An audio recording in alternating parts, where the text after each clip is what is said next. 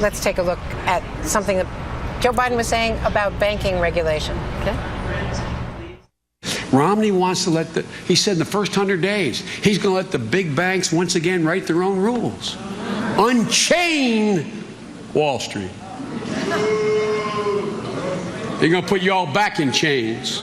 Now, back in chains, I guess, is what the Romney campaign is now objecting to strongly, saying that it is a new low, that it is a suggestion that is not acceptable in political discourse. President Obama should tell the American people, this is from Andrea Saul, one of your counterparts, whether he agrees with Joe Biden's comments. Well, I think he probably agrees with Joe Biden's sentiments. I mean, he's using a metaphor to talk about what's going to happen. And look, I appreciate the faux outrage from the Romney campaign. No, but if you want to talk about the use of words, then take a look at Mitt Romney's stump speech, where he basically calls the president un-American.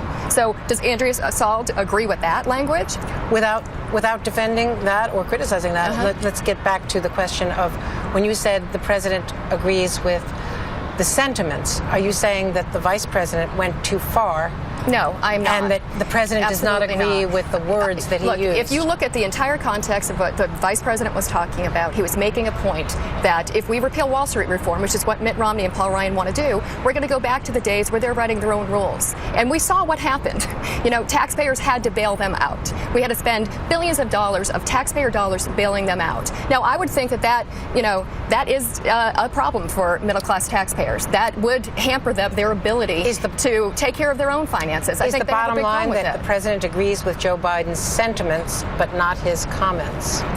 The bottom line is that we have no problem with those comments in the full context of them. And we can play a game with the Romney campaign of pulling these things out of context. We saw how that ended up for them over the past couple of weeks.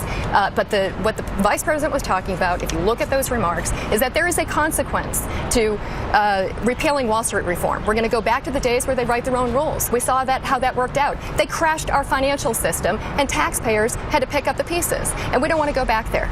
We'll have to leave it there. Stephanie Cutter. Thank you, Andrea. Thank you very much. Thanks for being here.